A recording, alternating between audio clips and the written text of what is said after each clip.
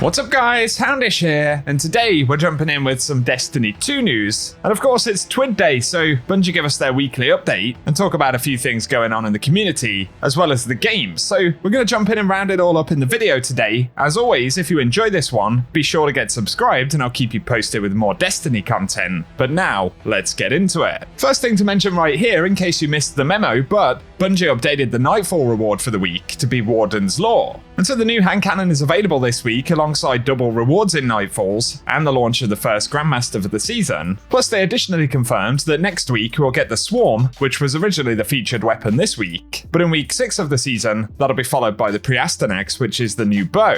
So we at least have Warden's Law this week and of course, a bit of a roadmap for what to expect in the remainder of the rotation this season. So let us know if you've picked up any juicy Warden's Law drops just yet. But the other thing to mention right here, and Bungie uploaded some interesting Destiny soundtracks in the form of lo-fi Destiny beats to tithe to. So there's some cool lo-fi Destiny soundtrack stuff and remixes of Destiny music in this new video playlist. There's also a cool animation of Eris tithing away right there, kind of like what you see on some of the lo-fi studying channels, so pretty cool, and if you want to check that out, I will link it in the description box below.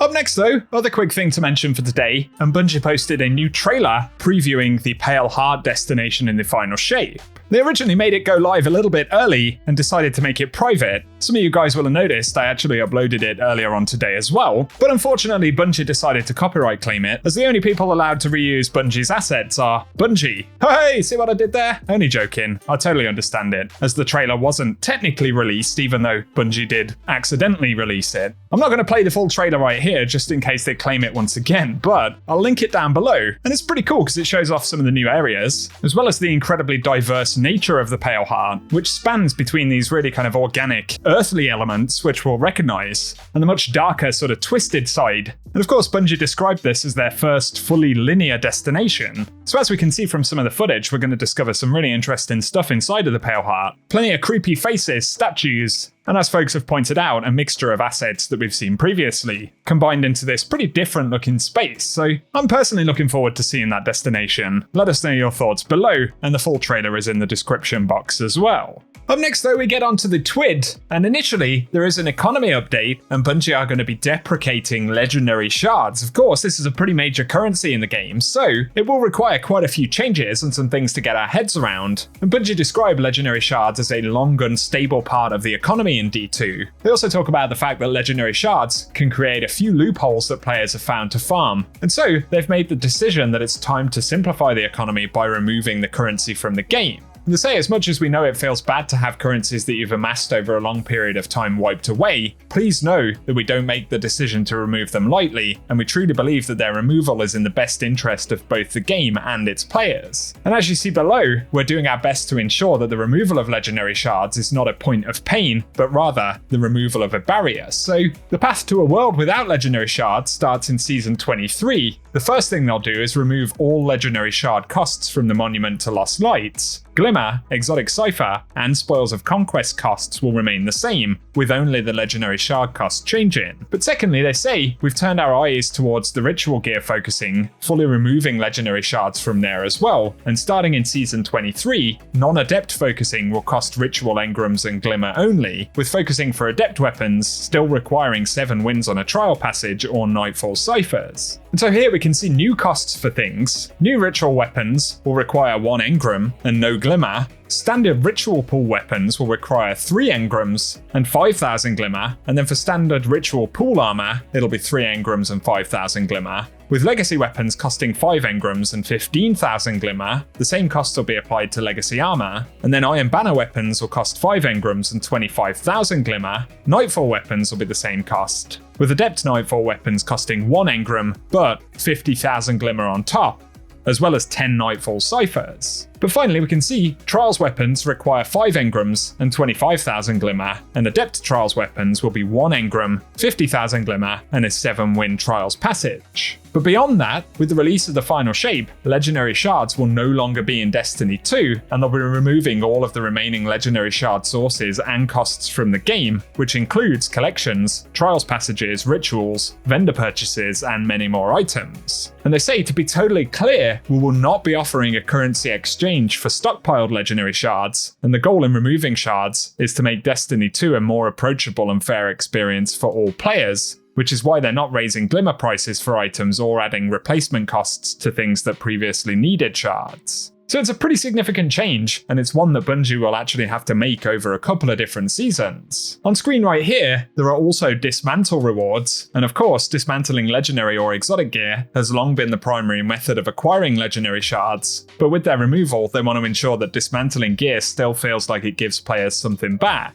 So there'll be a mixture of glimmer rewards, enhancement cores, secondary reward drop chances, which is interesting, as well as things like gunsmith reputation. And while you peruse those, they say, you may also note that ships and sparrows aren't on the list, and this is because we plan to remove the cost to pull these items from collections to allow players to freely change up their style without spending any currencies. And this is where the Xur update that Joe Blackburn spoke about a few weeks back will come in, and they say they're not ready to pull back the curtain on all of it just yet, but with the removal of legendary shards, Xur will be looking for some alternative forms of payment for his wares. And Joe Blackburn had referenced strange coins, so it would appear that strange coins are going to be back on the menu as the primary currency for Xur, but of course we'll get more confirmation about that down the road. So a really significant change right there to economy in the game. Give us your thoughts about it down below. And yes, for players who have massive amounts of legendary shards, it's going to feel a bit weird, and somewhat disappointing for the completionist to see that number just disappear, but share your thoughts about it down below. Next though, Bungie speak about Essence of Oversoul drops, and of course these are needed to complete the Necrochasm quest and its catalyst. They say, we've heard your feedback regarding their drop rate, and we're making some improvement when the updates go live next week on September 19th. So there will be a new patch next week, and they say for starters, your full first clear of Crota's End each week will provide 2 guaranteed Essence of Oversoul drops. The guaranteed weekly drop will come from Crota, and an additional guaranteed drop will be for beating each encounter in order from start to finish. So we'll get a guarantee of 2 of them dropped per week, but it will require a complete raid clear. And they say every time you do a full clear, you'll still earn that additional guaranteed essence. So there is now a way to farm them that can be repeat farmed, which is a positive. And they're also increasing the drop rate of random Essence of Oversoul drops for repeated clears of each encounter. But finally, they're adding a chance to strike it lucky and earn all of the essence necessary to complete both Necrochasm's quest and the catalyst when taking Crota down during a full run, just like getting an exotic drop in previous raids. You can now get the whole deal if fortune smiles, so technically there'll still be an RNG element there that enables players to basically skip the quest and just get Necrochasm. So overall, I think that is a positive. A lot of people have been frustrated at that drop rate, so we've got a pretty significant change coming up right there.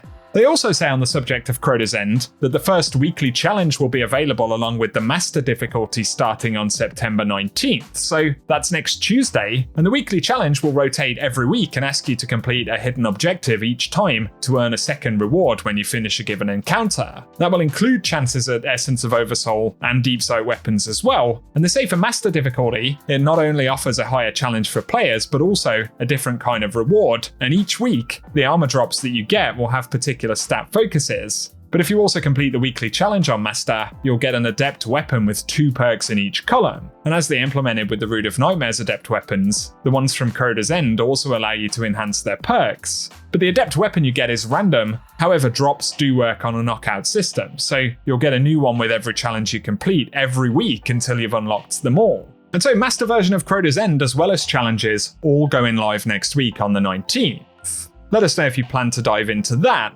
But next, they talk about PvP changes, some of which are coming up this season, as well as some that they have planned for Season 23. So, firstly, they say we're working on a new Iron Banner mode that will go live in Season 23, and Tribute is a supremacy-based mode where players will be able to deposit crests at Tribute stations to earn points for their team. Banking many crests at once can trigger a hunt phase, which activates a special Tribute station and increases the value of all crests deposited for 1 minute of gloriously chaotic gameplay. But take care, as other Guardians won't be the only things guarding these high-value Tribute stations, and Kaito will be watching, so let her see what you're made of. Potentially a pretty interesting mode right there, and there's almost that sort of gambit element where other players could steal all of your motes, but this time they'll be able to steal your crests. Plus they say in Season 23 we'll get the return of Citadel, the Dreaming City PvP map, And a number of maps have also had spawn locations tuned, including Altar of Flames, Cauldron, Anomaly, and Dead Cliffs. But lastly, they're adding strand-related Crucible medals in Season 23 as well.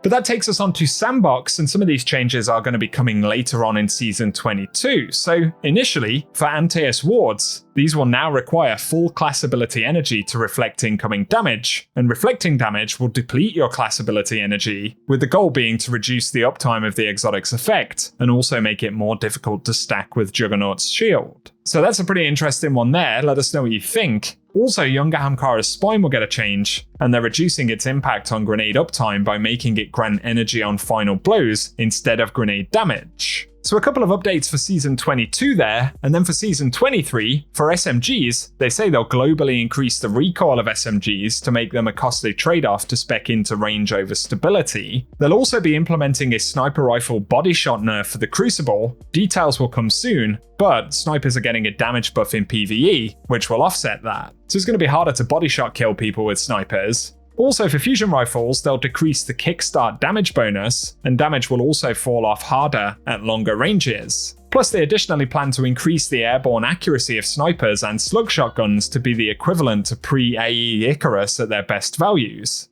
And there'll be more exotic armor changes, including for Peregrine Greaves, and these now only grant bonus shoulder charge damage after being airborne for a short time, with the goal of the change being to ensure that Peregrine Greaves users are visibly airborne to other players in order to benefit from the exotic effect. But in PvE, these will now provide significantly more bonus damage and refund your melee charge when used against champions, tormentors, and mini-bosses. So that's an interesting one. But Syntheseps will be affected as well, and they'll be removing the extra lunge range, but to compensate, they're adding improved weapon handling and reload speed while you're surrounded. And they'll also walk back some of the nerf to glaive melee damage as well. So an interesting mixed bag of changes there, some of them more predictable than others, and let us know your thoughts down below, but they do say there will be more exotic armor updates to come in Season 23. So there we go guys, that is the TWID for this week and all of the Bungie updates that we've had in the past couple of days. As always, I hope you found the video useful, and if you have, a rating below really does help us out. Plus if you're new around here, be sure to get subscribed and I'll keep you posted with more Destiny content.